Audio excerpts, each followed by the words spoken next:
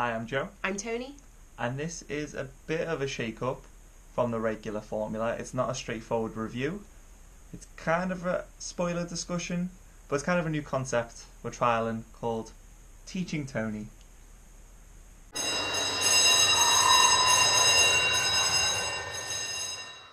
So it's important to state that even though this movie is 14 years old, there will be spoilers. Like, if you haven't seen it, you're as stupid as Toni. But yeah, it's 14 years old, so obviously expect spoilers. Most people, I'm guessing, have seen it who are clicking on this video or are excited for the sequel. So there will be spoilers. Deal with it. Consider yourselves warned.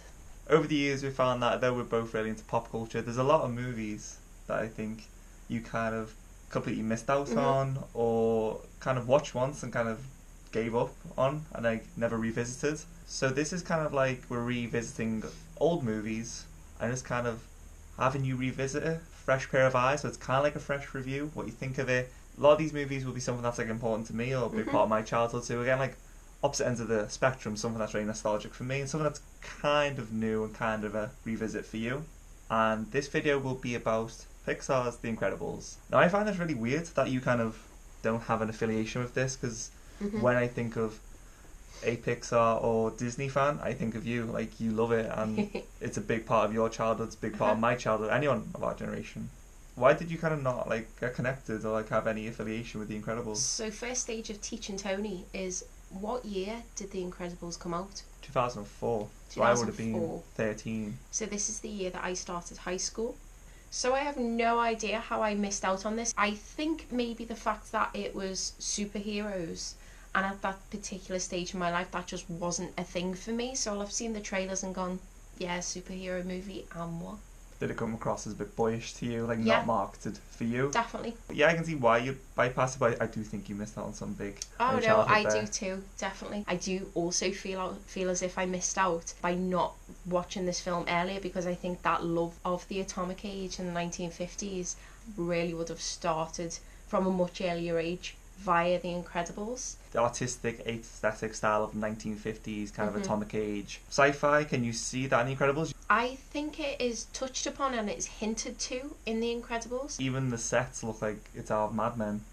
And like little touches like their clothing. I mean, Pixar are the kings of it. The attention to detail is great. This, I think, is a bit more nuanced and refreshingly retro. So, for example, they have face masks on that you can blatantly tell who they are. They wear their undies over everything else. So, costume-wise, it feels retro. You can tell that this is a movie that's 14 years old. Basically, the animation has just came on leaps and bounds. And looking back at it, it's not bad to watch. Like, dirt in your eye. No. But it's just things like the backgrounds. The backgrounds don't feel as fleshed out as they would in the later Pixar films.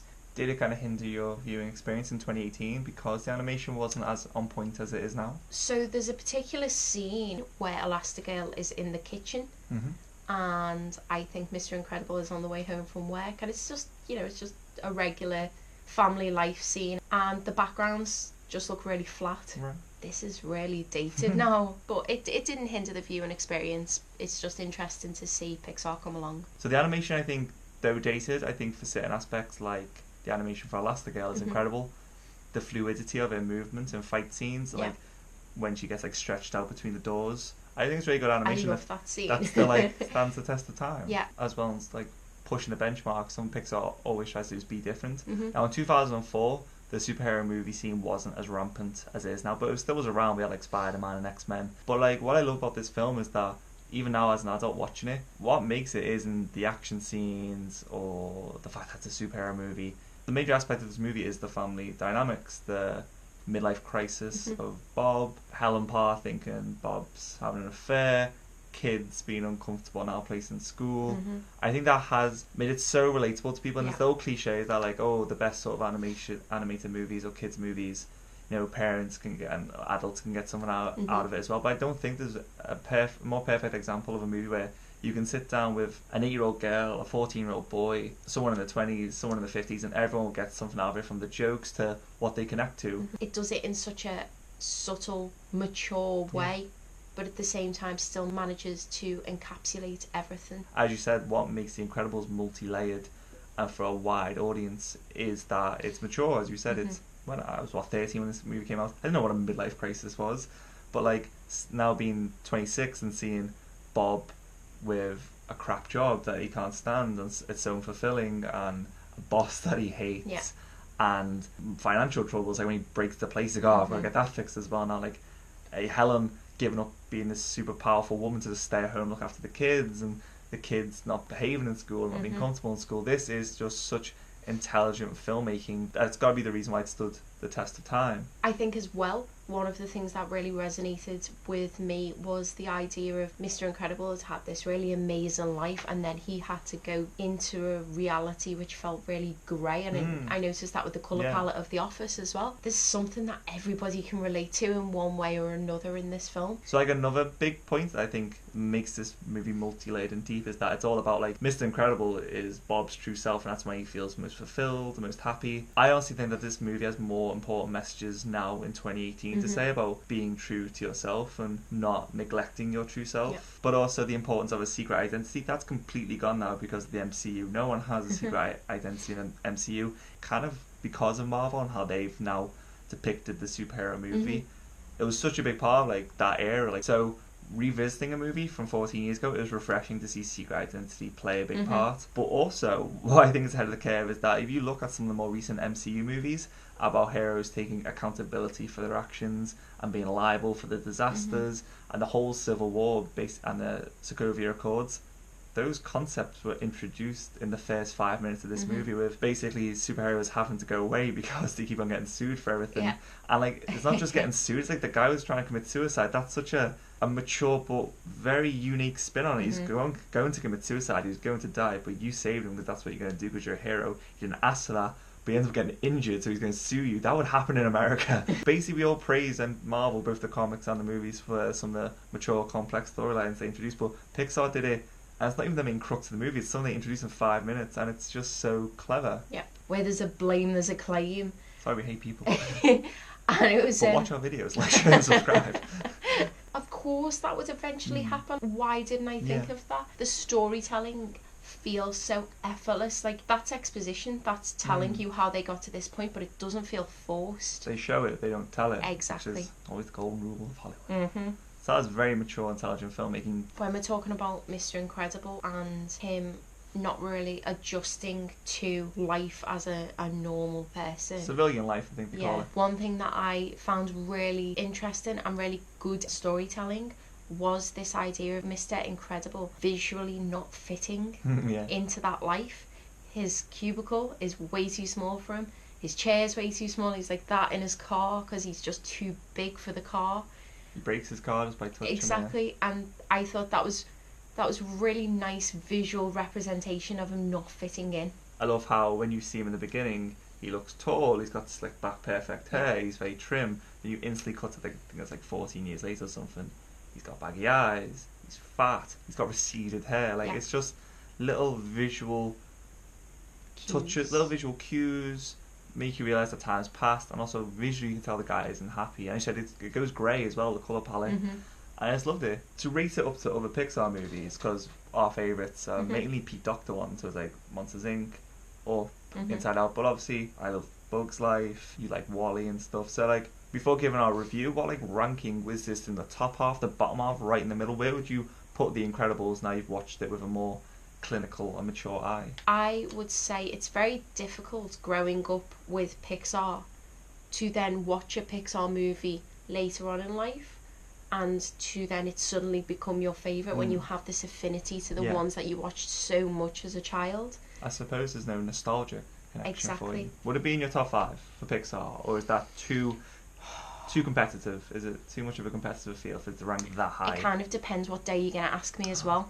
Depends what mood I'm in. Am I in the mood to cry today? That's a point, I think, though. Even though family and the family dynamics are such a main focus of the movie, it never tries to make you cry like a lot of Pixar movies do, which is refreshing, because I hate going into a Pixar movie and thinking, right, there's going to be at least a 5-minute period in this movie where I'm going to be reverted back to an 8-year-old and almost in tears. Like, hold it back. Like, hold it back. It does feel like just fresh and breezy. Let's just get on with it. Let's have a good time. Yes, there'll be some tension and drama, but on the whole, we're all going to have a good time here. For the sake of this video, for the sake of teaching Tony, let's say on any given day, it could potentially be in my top 5. and that's saying something. So obviously the main important aspect of this movie is the characters. Who did you like? What did you like about them? Deep thought here. No, I can't take or leave the two kids. Yeah, that's a good point. You'd think with it being a kids' movie, they'd be like pushed to the front of the film. Yeah, another thing why it's for a mature audience. The kids aren't the focus. It is the dad and his midlife crisis. So that's true. Like Dash and Violet never really did anything for me. Jack's really cute and does provide the comedic relief. That's why I like Jack. Jack is just for a really good joke. Like the whole Bill, he's got no power. He's got no power. He's boom, he has all the powers. I really love that about Jack. Like even such a minor character that does not play into the plot suddenly has such a big important aspect in the finale, and then it gets a big joke like, oh, actually he's the most powerful out of all of you. That is such clever filmmaking. So I would say my favourite characters are Elastigirl and Mr. Incredible. Actually, and Edna Mode. As I know you're going to say.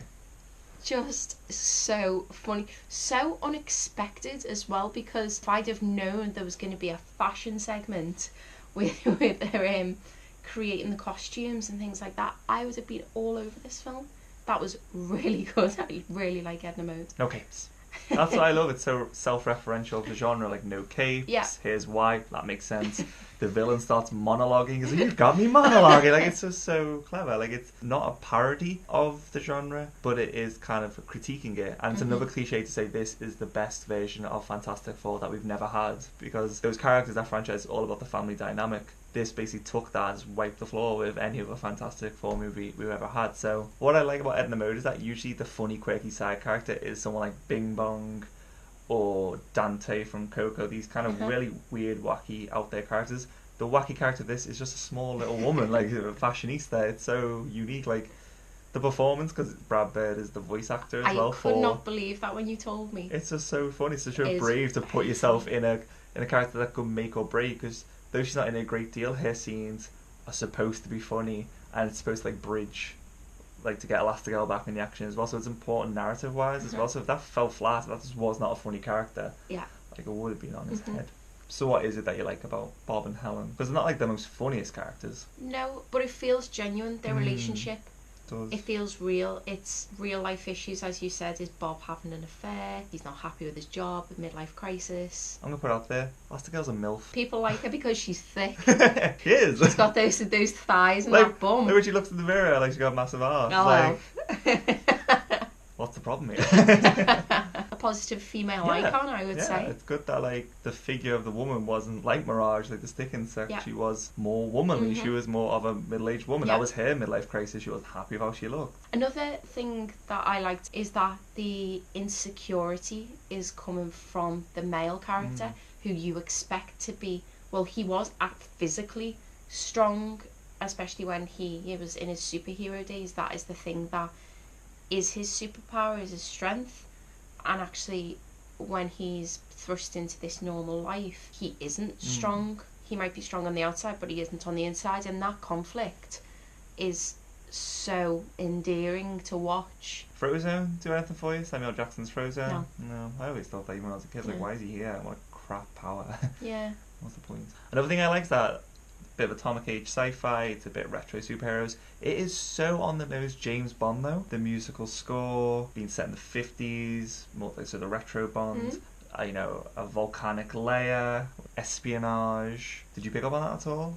I didn't know, but now you've pointed it out, so it's like, yeah. Like just having a bloody layer in a volcano, it just seems so retro James Bond, like Sean Connery Bond. It's like, that's so cool because that is of that era that they're playing with. Yeah. So it takes all these different genres and all these different inspirations and melds them together for something, I think, unique. So something that gets a lot of criticism in superhero movies, particularly MCU movies, is the villain. What did Syndrome do for you? Now, I obviously remembered this from the first time we watched it, but watching it again, it's so clever. The jaded fanboy, I'd say. Yeah. I think that's the original depiction of a fanboy. Like, once again, 10 years early. Like, he is so passionately and intensely into something, and then when he gets knocked back, his whole reality becomes warped. Like, he's monologuing. He has no remorse when he tries to kill Bob's entire family. He sees everything like a movie. Like, a fanboy would, like, fiction is more important than reality. And Jason Lee's voice acting work is, like, the best in the movie. He's so, like, energetic, and, like, I thought he was a great villain. Yeah, he is a really good villain. He's thought out, he has motive, he has backstory. The idea of this kid wanting to be a superhero but not having powers and just, you know, trying to become the sidekick and getting knocked back, so he's scorned by that, and then for him to then turn because of this, it was just so simple but effective as far as I'm concerned. And that's possibly how I would describe this entire movie: simple but it works. Yeah, like, I wish I kind of never saw this movie when I was a kid, and like I never knew it, because the trailers obviously back in the day showed you Syndrome, but if I watched this movie, I was like, what the hell was the point in that sidekick in the first 5 minutes from them to come back in? It is such clever storytelling, and it gives him, as you said, it gives him an arc, it gives him a motive, but like, he really is evil. Like, he tries to blow up his family and then laughs about it. He's happy for, I think Mirage has a relationship with him, but he's happy for her to get killed. He doesn't care. He has killed off countless supers. He's such an intense villain, and he is. You can see the lunacy in his eyes, like. But then he's so intelligent, like, because he was scorned and bitter because he was normal and couldn't help. How is he going to get his revenge on the world? Make everyone super, so everyone's the same. Once again, relating back to be true to yourself, because what's unique about you makes you special. But then, like, he wants no one to be special, wants no one to be unique because he wasn't. So he's the villain, but he wants everyone else to think that he's the hero, so he can have the attention. So that was a really unique way of looking at villainy as well. He's a villain, depends on the context and the point of view. Exactly. And is he a villain? He's creating a personality he wanted in this day and age of people being gender fluid and even bloody race fluid, like people now picking their races. Is he in 2018? Would this guy be a villain, or would he just be a typical social justice warrior? Who knows? With it being a superhero movie, there's obviously quite a bit of action. I wouldn't say it's too intense or overbearing though. Did it get, because I know when we watch a movie, like at times in a superhero movie or Transformers, the reason why we don't really like Transformers is that it's just too relentless. Did you ever feel any point in this movie this is just getting too much? There wasn't too much action, but I felt as if the certain scenes could have been broken up a little bit. So for example, when Dash is running through the forest, that whole segment of the forest chase and the fighting there did bore me slightly. I just felt like it could have been broken up with something else. Considering it's a superhero action movie for kids, I don't think it's too excessive. I think the balance is right, and like the action is important because particularly at the end where they unite their powers and they realise they're stronger together as a family cohesive unit. The actions came about naturally, and it aids the plot and it aids character development. So for once, I think a superhero movie got the balance of action and drama quite good. It did feel like we were on the island for a bit too long, in my opinion. If I would have seen this in 2004, I would have been 11. I do not think 11-year-old Toni would have had the attention span for this film because it wasn't what I was into at that time. Watching the film again from a new perspective, being that bit older, I can really appreciate it. Do you think it's funny? Do you think like it gets the humour right? I would say it has laughs in it, but I wouldn't describe it to someone as a funny film. I don't think Pixar went into it with the intention of making it constantly laugh out loud funny. I think they don't have to do that. They don't have to sell their films on getting a laugh every 5 minutes. I would definitely recommend this film to anybody because there is something for everyone. I was endeared by the relationship between Elastigirl and Mr. Incredible. I was intrigued by Edna Mode and the idea of reinventing their costumes. It was great. The villain was great, which is, as we've said, usually a downfall of any superhero film. This Teaching Toni has made me realise that there are some slight things, and it's mainly the forest scenes, the scenes on the island. It just did nothing for me, that those scenes. And it might actually be because it's the kids. That's something you may have changed my mind on then, because when we talk, like, when you think about the family is 5, Jack's not any relevant in this movie. And yeah, the kids aren't funny, they're not interested, and yes, they have their own little arc. Like Dash is allowed to be fast and Violet becomes more confident, which is fine. But their characteristics and their personality, as well as Frozone's, just don't do much. Yeah. I think is a fair review. For someone, especially like yourself, who doesn't come into this movie with a lot of baggage and nostalgia and automatic praise, to go from someone who's quite, I wouldn't even say just disinterested, you're probably quite against it in the Pixar filmography to now being quite a big fan. I think that's a nice turnaround, a nice positive way to start Teaching Toni, because I can imagine that's not always going to be the case. Nope. So that action set piece didn't do much for you. How about the big finale when the robot is sent to the city? Is it much of the same thing for you, or did they do it a bit better? It was nice to see all of the family, well, minus Jack, working together as a team. Yeah, it feels like an accumulation. Yeah, it feels like it's all been building to this, and it was good as well. It was a self-discovery. They learned that identity is their most valuable possession, which was something really nice, and that's really speaks to the audience. No, particularly in 2018. Exactly.